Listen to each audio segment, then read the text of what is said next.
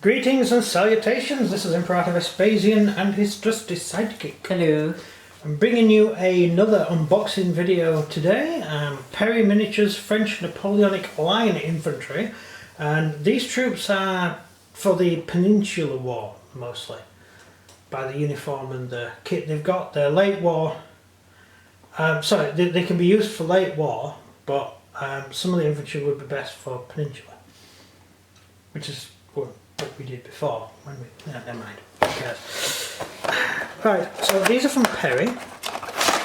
Perry Miniatures. Perry Miniatures, which I always liked Perry Miniatures. But what we've done is we've got quite a few figures from various different companies to just have a feel for what all the different figures are like.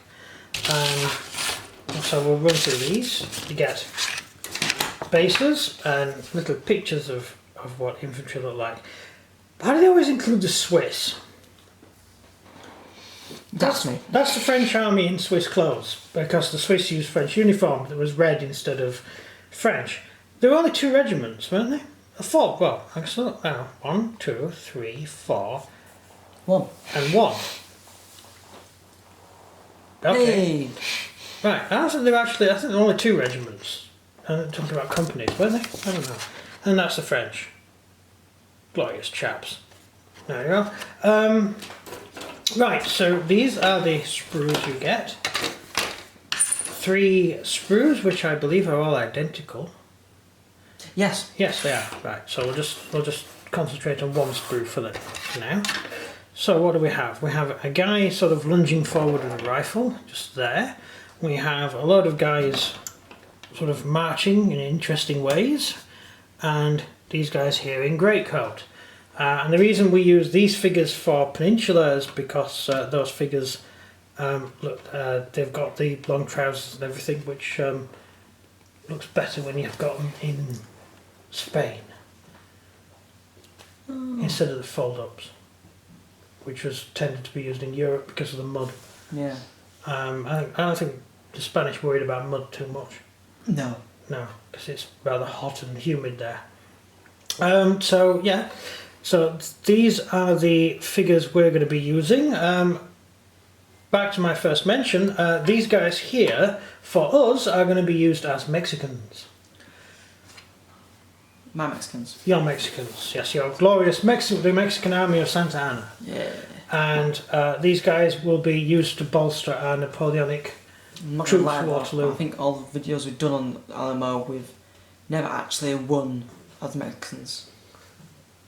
Haven't you ever won Mexicans? No, I've never played Mexicans before. You've been playing Mexicans. Whenever I play the Texans, I always win. I did take half a fort once. You did, you did. Just in case no one knows what we're talking about, at the back there you can see the Alamo. We're actually in the middle of one. Yeah, I don't actually remember winning as Mexicans. I will. Well, the main reason is we don't have enough Mexicans. No, there's hardly any of them. Yeah, we need more. So that's another reason to get these figures. So where was I? Right, so they're in greatcoat and they're not in greatcoat. And one good thing about this is you can use them for sort of French for Waterloo, because at Waterloo all the French were in greatcoat. Yeah. Because it was raining. It was raining, yeah. So all the French army would be in greatcoat, and all the British army was also in greatcoat. Downside, you cannot get British troops in greatcoat. Otherwise I would have bought all the British troops in greatcoat, but unfortunately you can't. So here they are. Although troops like the Brunswicks and the Nassau, although they were in greatcoat, they didn't fight in greatcoat. They took their coat off to fight. Funnily enough, we just mentioned the Alamo. It was the Battle of the Alamo in all the films is the middle of summer and hot and in the desert. It was snowing during the Battle of the Alamo. It was freezing cold, but all the Mexican troops would have been in greatcoat. But Santa Anna made a point of ordering all his troops to take their coats off for the battle, because they had to climb ladders and climb through buildings to fight, and the greatcoat restricted their movement. And that's why they won. And they won, yes. Had they won Greatcoat, they would probably have lost. But Yeah, moving too slow. so that's an interesting point. That all the films do in a way get it right. That they're not in Greatcoat, but in real life, it was freezing cold and it was snowing during the battle. But who cares about actual historical context? You know, when you're making a film. Yeah.